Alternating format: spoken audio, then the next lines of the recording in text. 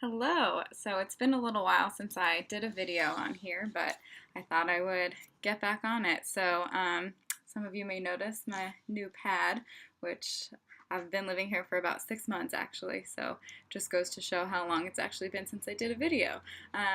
But I just wanted to talk today a little bit about the month of November. It is Diabetes Awareness Month, and I saw another video that inspired me to come back and do another one of my own, which I'll put the link to um, in this blog. But so diabetes is obviously, as much of many of you have probably heard, it's a disease that affects a really large percentage of people in this country here in America. And so I just want to give a little bit of information about the disease, clear up some things. So first of all, there are two types of diabetes. There's type 1 and type 2. So type 1 diabetes is that is the one that was at one point called juvenile diabetes. It's not really called that anymore because unfortunately there are more and more children that are being diagnosed with type 2 diabetes. And also type 1 diabetes, although it's more rare to be diagnosed later in life, it can be. So type 1 diabetes, that's the one that is usually associated more with genetics, although type 2 diabetes does have a genetic component. But so it is actually an autoimmune response of the body. So it may come about when a child becomes ill, then their body may react in that way. And so type 2 diabetes is the one that is more often associated with obesity and an unhealthy lifestyle overall. And so that's the distinction between the two. The mechanisms are a little bit different. I won't get into it too much, but basically in both of them, the body does have an issue with the digestion of carbohydrates, and it's either that the pancreas, the organ in our bodies that secretes insulin, either that is not functioning properly and the insulin is not being produced, or the cells are just not responsive to the insulin. And insulin is the hormone that is really important in decreasing blood sugar. And so without that, if you eat a bunch of carbs, your blood sugar is going to remain really high. And so that is why, there are some ideas out there that people with diabetes can't eat carbs or can't eat sugar. It's not exactly that, but it does need to be monitored. So the main thing that I really want to focus on in this video is two things. First of all, if you do not have diabetes, how you can prevent yourself from developing diabetes, because prevention is really the best medicine. And second, if you do have diabetes, just a few little tips for managing it. So first of all, prevention. Diet and exercise, proper diet and moving. And that's really the basic thing. So I know that everybody wants some magic bullet and some major secret weapon that they can use to combat disease and lose weight and stay healthy, but as I usually preach on this blog, all things in moderation. Variety, balance, moderation. Those are my three golden rules. Just if you pay attention to those words when you're eating and when you're planning your meals, you will see a major difference, I promise.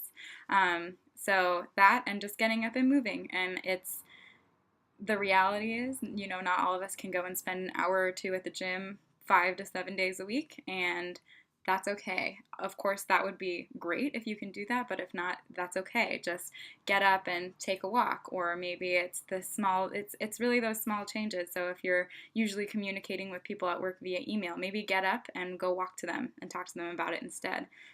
If you usually drive to the grocery store that's a few blocks away, maybe you can walk there, I know sometimes with errands and things like that, it's easy to say like, oh, well, I'm going to have bags and stuff like that. You can always get one of those nerdy looking carts that you can drag behind you, and problem solved. So just look for little changes like that you can make. So that's really the prevention side. And what a lot of people think is like, oh, if I eat a lot of sugar, then I'm going to develop diabetes. There's really not a lot of evidence supporting that specifically. It's more associated with general lifestyle. So, if you're avoiding sugar, but you're eating a bunch of deep fried, high calorie, low nutrient foods, you're not really at any lower, you're not lowering your risk at all for developing diabetes. You still have a pretty high chance of developing it. So it's just something to bear in mind. So for any of you who are watching who do already have diabetes, oh, and I should mention that the prevention, that's only for type 2 diabetes. If you have type 1 diabetes, that is not a result of your lifestyle choices. That is, as I mentioned, an autoimmune reaction of your body. And so it's not something that's reversible. It's not something that's preventable, unfortunately. But these dietary lifestyle tips will still apply to people with type 1 diabetes as well as type 2. So some managing lifestyle tips. The big thing is just making sure that you're taking in consistent carbohydrates. So I definitely encourage any of you to meet one-on-one with your registered dietitian that you see, or your certified diabetes educator. Meet with your care team, communicate, talk to them about it, and they'll help you come up with a plan that is good individually for you, because nutrition is always very individualized. So talk to them about that, but it's really about consistent carbohydrates. It is dangerous for you to take in too many carbs, but it's also dangerous for you to take in too few carbs. So definitely think about that. You don't want to be eliminating carbohydrates from your diet, because if you've ever had a low before, from what I've never experienced it myself, as I'm very lucky to not have diabetes, but from what I hear, it can be very scary and it can be really dangerous, and you can end up in the hospital or even worse. So you definitely want to avoid the lows, but also trying to avoid the really high numbers too, because that's what can lead, if you have consistent high blood sugar numbers, that's what can lead to some of these really scary side effects like kidney failure, blindness, and neuropathy, which is, you'll eventually get that numbness in your extremities, like in your toes, and at a certain point it can become totally numb, and they may amputate one or both feet or legs. And I have, in my experiences so far in my dietetic internship, being in the hospital, I can't even tell you at this point how many amputees I've spoken to, because it's just such a common side effect of uncontrolled diabetes. And that sounds scary, but I want to emphasize the uncontrolled there, because if your diabetes is controlled, these side effects are absolutely preventable. So just because you have a diagnosis of type 2 diabetes, it is not a death sentence. You can definitely prevent all of these side effects if you are watching your diet and staying active and keeping up with a healthy lifestyle. So going off of that, another really big tip is staying active and moving. If you are struggling with some higher blood glucose numbers or blood sugar levels, you can start to kind of move around a little bit, and that'll help your cells access those carbohydrates, and it'll bring your blood sugar down. So those are really the main tips, and all I can emphasize once again is just variety, balance, moderation, healthy diet, and getting out there and moving around and having an active lifestyle.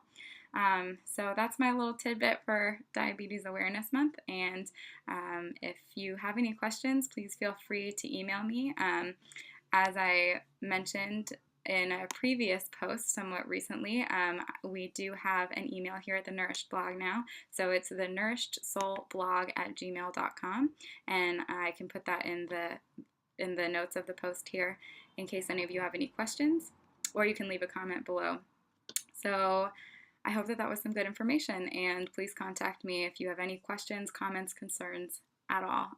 Stay tuned. Hopefully I'll post another video a little sooner than the time in between this and the last one. All right, have a great rest of your day. Bye.